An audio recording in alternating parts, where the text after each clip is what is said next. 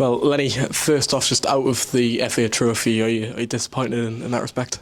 I'm disappointed with the nature of it, really. I thought we did enough to win the game in the normal time. Got into a lot of very good positions, especially in the second half, especially at the start of the second half, and couldn't find the final finish. The nature of their equalising goal disappointed me greatly. You have to accept the team performance. It was patchy, some good things and some not so good things, but I decided that a lot of the players who've sat on the bench patiently for some weeks needed to start, needed to stake a claim and get some minutes. Otherwise, when they are called upon, they won't be any good. And are you pleased in that aspect? Have players stayed claimed and have the relevant players got the desire? Yeah, they all had a go and we left them on as long as we could.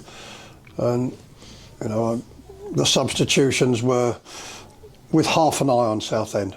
I've got to be fair.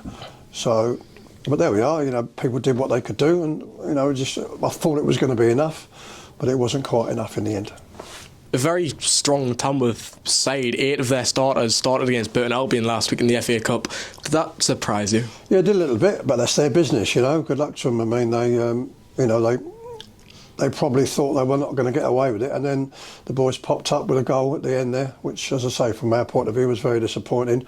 But that was a stronger team than I thought. But it wouldn't have made any difference to my selection because the way the game's gone, we've gone quite well in the league lately. So there's been relatively few changes. And for example, Dodgy, you just interviewed, he's got to play.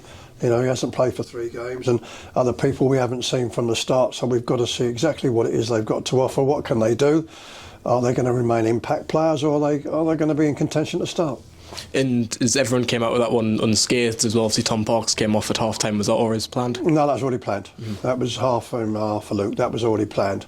The one that worries me is Luke Sharman, who got a whack on the head or the neck there. So, if you want an illustration of why I kept Manny D, Feathers, Fergie on the bench, you saw it there. Because now there's a chance that he won't be ready for Saturday, which will be a blow. And I guess the biggest positive tonight is Keane Foreman's introduction, 10 minutes at the end, 17 years old, obviously plays in the academy set, but he's from Hartlepool as well. Yeah, how good. Great is that for the club and the community? Yeah, it's good, yeah. I mean, obviously, he's come on at a difficult time when we haven't had so much of the ball, but yeah, it's good. I mean, you've got to believe in it, and occasionally they get an opportunity like that, and the kid did okay. It's fine. And another goal for Gary Medina as well, following from his failed goal. You've got to be really pleased with him. Yeah, I mean, I was determined to leave Gary on as long as we could, and to his credit, he does things right. He's a genuine pro, and he deserved that goal, really. It's a pity he missed his penalty, but there we are. Just one final one now, a mammoth trip away on Saturday to Southend. How does preparation look going in that one? Well, we will have some fresh legs. That is a fact, as a result of the rotation that we did tonight. Big club Southend, probably maybe even the biggest in the league, certainly fan base wise. So it'll be a tester.